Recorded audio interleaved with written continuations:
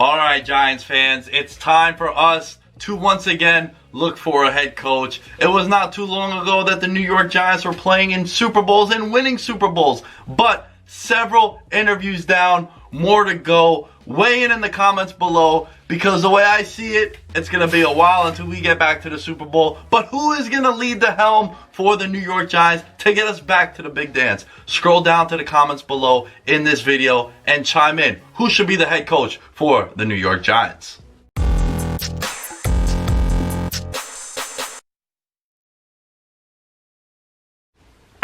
Yes, what's good, Giant fans? Welcome back to the New York Giants Report. I am your host, Nick Deus. Let's waste no time, because the Giants are wasting no time looking for the next guy to have the mantle of head coach for the New York Giants. First up, we're going to run through the confirmed interviewed coaches that the New York Giants have brought in. First up, Kris Richard, Mike McCarthy, Don Martindale, and Eric Bieniemy. Let's kick it off with one Kris Richard. Kris Richard, for those of you guys that don't know, he is the DB and passing game coordinator for the division rival and arch nemesis, I should say, of the New York Giants. Formerly of the Legion of Boom of Seattle fame, he was with the Seahawks from 2015 to 2017. Seahawks ranked number 1 in 2015 and 3rd in total defense in 2016. He was the DB coach for the LOB. Richard Sherman, Cam Chancellor, Earl Thomas, Byron Maxwell, Walter Thurman, who was a guy who played for the New York Giants also. He is one of the hot up-and-coming prospects for head coaching positions in the NFL, and very uncharacteristically is not an offensive guy. He's more of a defensive guy, but he is getting a lot of buzz in head coaching circles. My preferred pick, and the guy I would like to see coach the New York Giants, Mike McCarthy. Look, it's not going to get anyone very excited, but he is a guy who could develop one Daniel Jones. If you know anything about me, I want my young QB to have an offensive mind with him. He's worked with Aaron Rodgers. He's worked with Brett Favre. And I'm not saying Daniel Jones is anywhere near those guys. That'd be crazy. But I do know that Daniel Jones has shown flashes, has shown upside, and he needs a guy with an offensive mind like Mike McCarthy. And I also think that he can bring some respect to the Giants organization, which, not for nothing, it is one of the more laughable organizations nowadays in all of professional sports, especially in the NFL. Since 2017, the Cleveland Browns have won more games than the New York Giants. And that factors in an 0-16 season by the Cleveland Browns. Another name to watch out for is Don Martindale. He is the Ravens defensive coordinator, and he's rumored to bring in LSU's Joe Brady with him to be the offensive coordinator for this team. Joe Brady helped the Heisman winner Joe Burrow win the Heisman Trophy for LSU. LSU playing in the national championship game against the Clemson Tigers. Eric Bieniemy is the Chiefs offensive coordinator. He has helped turn a lot of mediocre running backs into very serviceable backs, guys that start on your fantasy team. He sort of revived LaShawn McCoy, though they've been saving him for the playoffs. Damian Williams has emerged once again as a weapon, and we've seen them with Darwin Thompson and Darrell Williams. He's able to do a lot with a little. These are not the greatest running backs in the league, but he's taking guys that are about mediocre to average to above average, and that's all you can ask for, especially when you have an offense led by Pat Mahomes and you have Andy Reid with all his chess pieces, Sammy Watkins, Mecole Hardman, Tyreek Hill, Travis Kelce, and like we mentioned, MVP Pat from last year. He has improved the offensive line, which is probably the biggest liability for the Kansas City Chiefs on that offense. So I do think that all these guys have been brought in. I mean, I know they've been brought in, but I think these are going to be the names that you need to keep your eye on. So weigh in. Of the names that we've mentioned, who would be the best?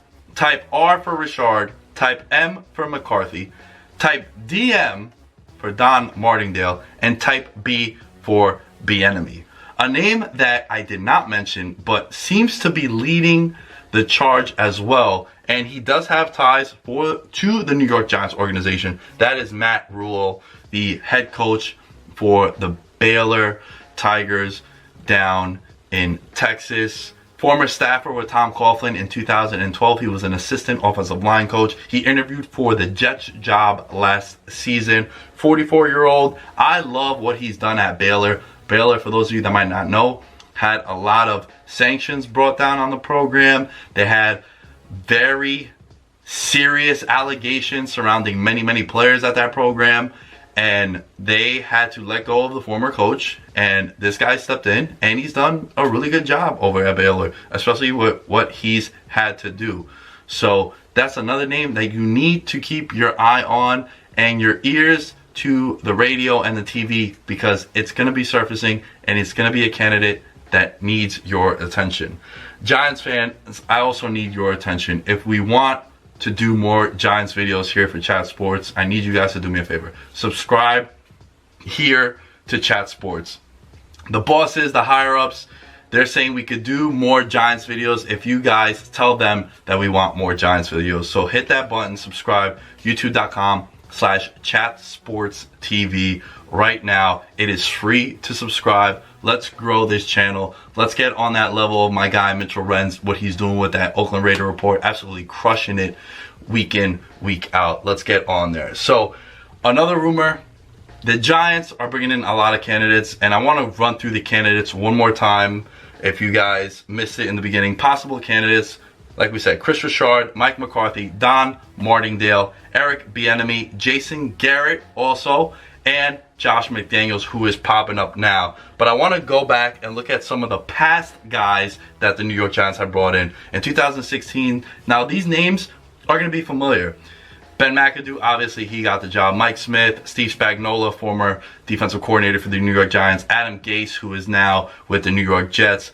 Doug Marrone, who's reing up in Jacksonville. And Terrell Austin. In 2016, that was the coaches that they brought in. In 2018, another 6 coaches: Pat Shurmur, Steve Spagnuolo again, Josh McDaniels, Matt Patricia, Steve Wilks, and Eric Studesville.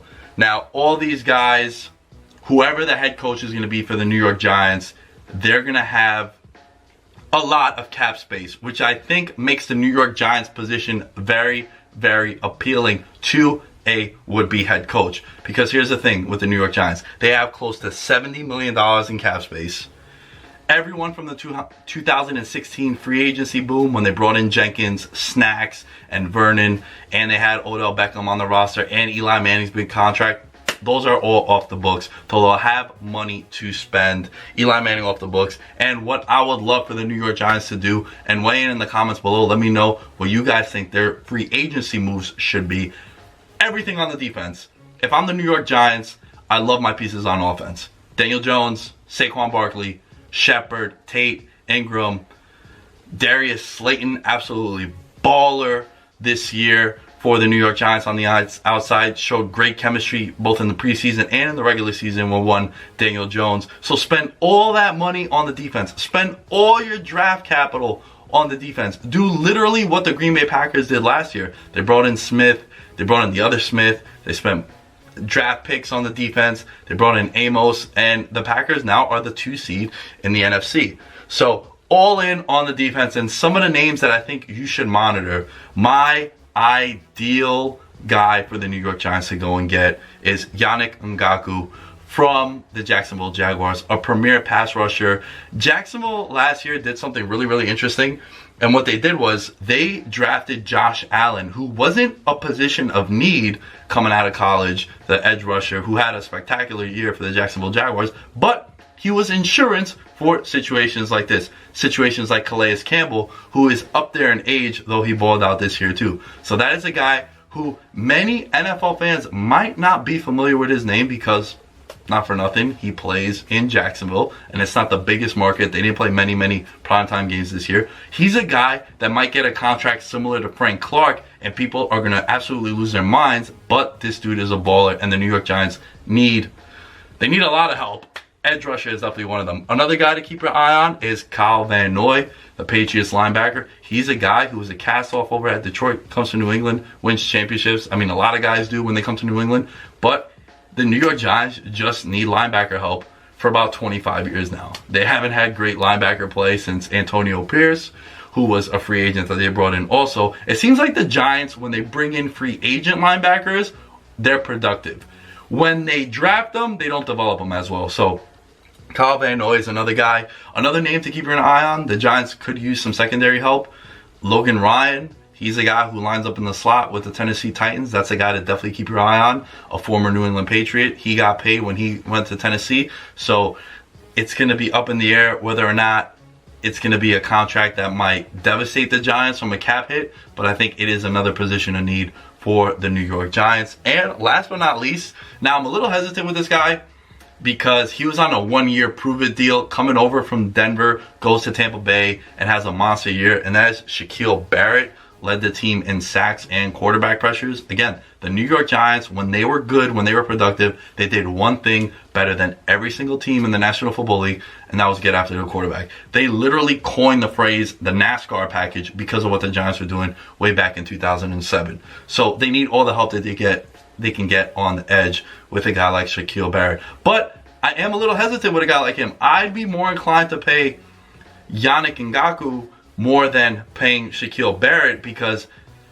Barrett did it on a 1-year prove-it deal. He wants to get paid, and I'm always hesitant about guys that have those monster years right before they hit free agency. So let me know what you guys think. What free agent names would you like the New York Giants to get? And of the names that I mentioned, who do you guys think should be the top priority for the New York Giants? And last but not least, we cannot end this video without talking about one. The only. The man, the myth, the legend, Dave Gettleman, who he has close to $70 million to spend on free agency. This is the 3rd straight season under his tenure that he is going to inherit a team that has a top 6 pick in the draft, and he needs to hit on these draft picks. But can he be trusted?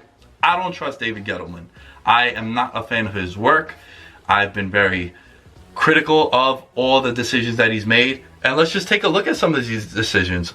5-11 the first year, 4-12 this past season. The Leonard Williams trade is brutal. You give up a 3rd and a 5th round pick when you have so many holes on your team across the board for a guy who is a rental. You make that move if you're a team like San Francisco. San Francisco made a move sort of similar where they traded a draft piece for a guy like Emmanuel Sanders because they needed a veteran wide receiver to get him over the hump. Now look at them. They're the 1 seed. They're the favorite in the NFC playoffs. But if you're the Giants, you had 2 wins at the time. You make this trade for Leonard Williams, who now is going to be a free agent, and on that Monday Night Football game against the Cowboys said that he sees himself making Aaron Donald money. I don't know if I'll be able to make any videos anymore, folks. I don't know if I can continue being a Giants fan if that's the case. So you have that. You have drafting Saquon Barkley. And I know you're going to say, Nick, you're crazy. He's spectacular. Yes, absolutely. But when you take a running back at number 2 overall in a class that had guys like Sam Darnold and guys like Lamar Jackson, Josh Allen in there, you're telling the organization and the fan base that the Giants are a win-now team, and they clearly weren't. The biggest mistake Gettleman made and the organization made is them trying to win now while building for the future. You either have to rebuild or you go for it all. And the Giants were not in a position to do that. Trading away Odell Beckham Jr., especially what they got in return. Now, I know Odell has his own trials and tribulations over in Cleveland with Baker Mayfield and them boys, but we can't ignore the fact that he is one hell of a talent, and the Giants let him go for nothing. And you don't give up talent like that simple and that easy. And paying Golden Tate. You're giving Golden Tate close to $10 million a year, and he does basically what Sterling Shepard does, which is why I think Darius Slayton is such a big piece for the New York Giants moving forward, because he's the only wide receiver on that team that could really line up on the outside and be that X or Y wide receiver for you, as opposed to lining up in the slot, which is what Evan Ingram does well, which is what Sterling Shepard does well, and is what Golden Tate does well. So, before we sign off, let me know, scale of 1 to 10, 10 being the most confident, 1 being the least confident, how confident are you in David Gettleman heading into free agency and the draft process for the New York Giants? I'm Nick Dayes at The Lamb Show, and I'll catch you guys next time.